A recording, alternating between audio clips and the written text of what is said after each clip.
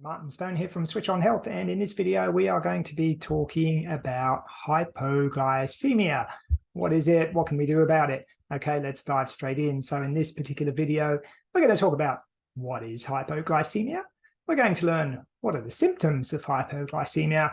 We're going to find out what causes it, and we're going to find out what you can do about it. What are our top tips in natural medicine for managing hypoglycemia and hopefully preventing it from happening in the first place?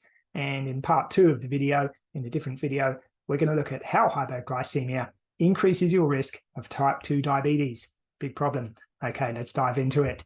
So first of all, hypoglycemia, what is it? Well, when we break this word down, hypoglycemia, okay, so hypo, anywhere you see that, think low, hypo, low. That's how we remember it, okay? Now, glyc, anywhere you see the word glyc in the word, you can think of glucose or sugar, okay? And anywhere you see emia on the end, that means it's the blood, right? So hypoglycemia literally translates as low glucose in the blood, low sugar in the blood. Low blood sugar, right? This is what we're talking about. So it might be called having low blood sugar levels. We might shorten it and say low BSLs. We might talk about low blood glucose levels or low BGLs. Some people might just say hypo for short. And just as a note, what we're talking about in this video, which is very, very common these days, is functional hypoglycemia or reactive hypoglycemia. These are two words that might be used. A little bit different to a more medical hypoglycemia, which might happen if, for example, somebody injects too much insulin relative to their needs. We're not going to talk about that. It's not as common. What we're going to talk about is very, very, very common functional reactive hypoglycemia. So what are the symptoms? How do you know if you might have it? Well, there's a whole range of symptoms, but some of the most common ones are headache, blurry vision, irritability and mood changes, trouble concentrating is a big one, anxiety, lightheadedness. Some people will get sweaty, shaky, nervous, they'll feel weak, and people might also kind of feel hungry when they get these symptoms. So what do they do to try and fix it and, fix that brain fog or, get their mood back to where it should be? Well, they typically reach for a sugary snack. Okay, so let's have a look at mechanisms of hypoglycemia. What causes somebody to get these symptoms in the first place? Well, you may not be surprised to hear high carbohydrate diet is basically our main offender, especially if our carbohydrates are refined, if our high carb diet is high in simple sugars, if we're consuming foods that are high GI foods, they're high on the glycemic index. If you're not sure what that is, look it up. Maybe we'll do another video on it.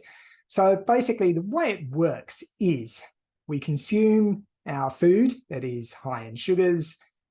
When we do that, that sugar's absorbed, our blood sugar levels go up, okay?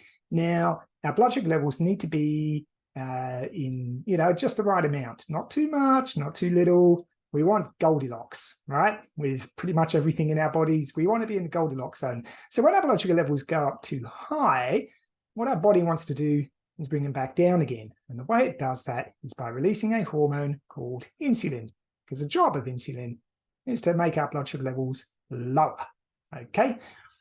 Now, all of that is kind of normal, okay? That's normal physiology. But what happens in hypoglycemia is when we're consuming a diet that is unnaturally high in carbohydrates, refined carbohydrates, simple sugars, not the kind of food that we really eat in nature, refined sugary food. What happens is that that sugar gets absorbed much, much more quickly. Our blood sugar levels, they just go up pretty darn fast, pretty darn high, okay?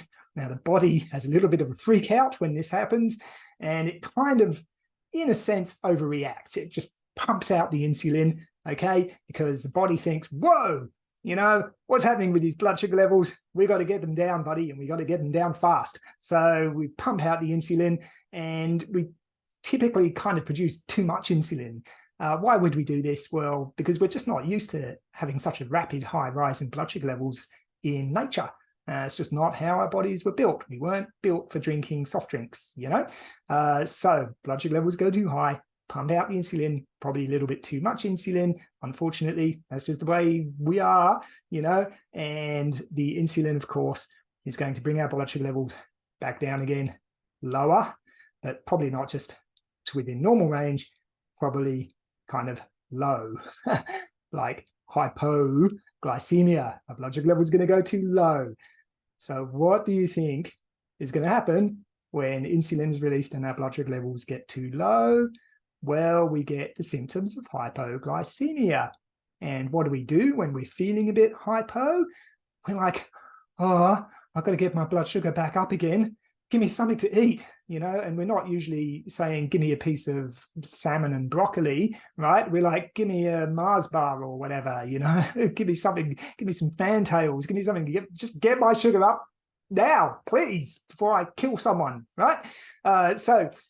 Desire to quickly elevate blood sugar levels back to normal is what I've written on the slide. So we consume sugary foods, and what happens next? Well, we get a rise in our blood sugar levels, and then we get insulin released again because our blood sugar levels are now too high.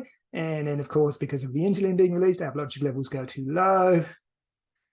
You know, this is what happens. Unfortunately, we just become trapped in this cycle. What are we going to do about it?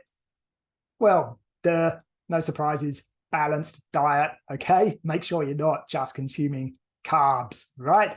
My number one naturopathic tip for preventing hypoglycemia and for managing it if you've got these symptoms, protein with every meal, breakfast, lunch, dinner, always, every single meal.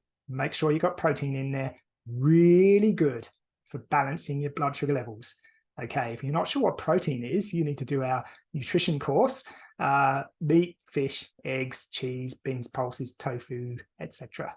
Okay, not pasta, not bread, not crumpets, not muffins, not some of the things that ironically appear on that healthy eating plate of food that the government shows us. All right, so protein in every meal.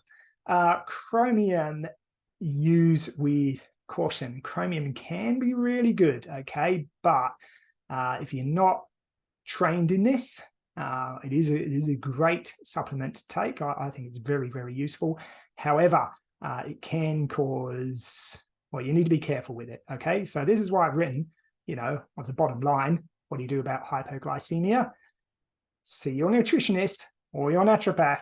We're really, really good at this stuff. I can tell you that. We are really good at this stuff. So yeah, see your nutritionist or your naturopath for help. Okay, that was it for this video.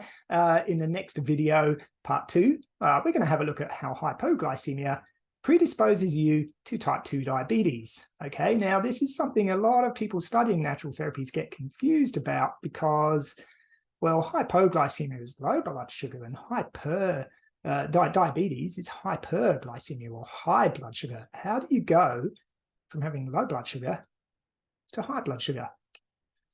Tricky, huh? Well, if you enjoyed it and you want to learn more, watch the next video. Learn more with Switch On Health.